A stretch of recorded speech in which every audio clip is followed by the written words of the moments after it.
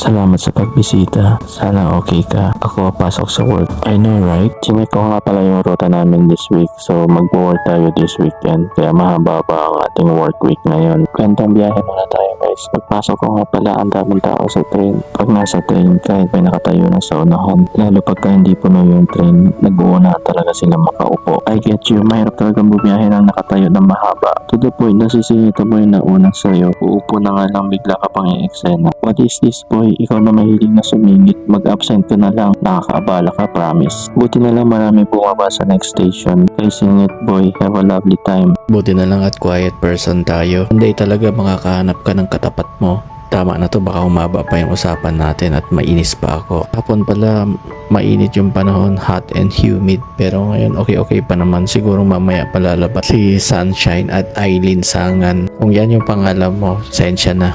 Hindi na rin nga pala ako nagbabaon ngayon for almost, ewan ko, parang 8 days na yata. Kasi nga kung lunch break ko, tumatambay na lang ako at nagkakape. Tapos sa work naman hindi kami ganun ka-busy kaya may mga oras kung may mga kailangan kaming tapusin. Sa mga nag-resign at magre-resign, good journey on your next endeavor. So guys, napapansin ko lang kasi pag nanonood ako ng reels, minsan hindi ko na alam, nakalipas na pala yung 2 hours. Ganyan ka din ba? Anyways, kwento ko lang yung laging nasa feed ko. Lagi kasing all about work or quit your job and become like this and like that. Kasi kung hindi ka na masaya at gusto ko nang mag-pursue ng dreams mo, maghanap ng ibang trabaho or start your own business. Bakit laging sabi ni Reels na madali lang gawin? Hindi ka daw aangat kung lagi kang nandyan with the same routine, you know. It's called job, I know that. Ito kasi ang sabi ni Reels. May mga time na akala mo sa una mahirap pero madali lang siya. Kailangan mo lang maging consistent at porsigido ka. I'm not trying to prove anything. Ito lang kasi yung nasa feed ko lagi. Tapos siguro yan din yung algorithms na lagi kong pinapanood.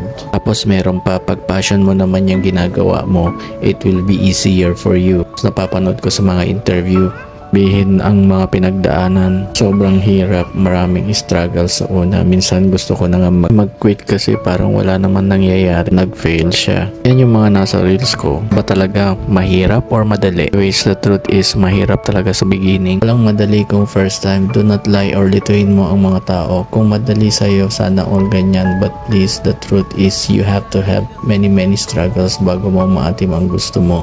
Kahit nga ang sobrang yaman at pinanganak na mayaman, may struggles din. Mo yan, napapanood mo yan sa mga TV and don't say ano naman ang mga struggles nila. Hindi ko alam yan. I'll tell you this, struggle is real. Kung isa ka sa mga may mga struggles at may mga pinagdadaanan, don't take it for granted.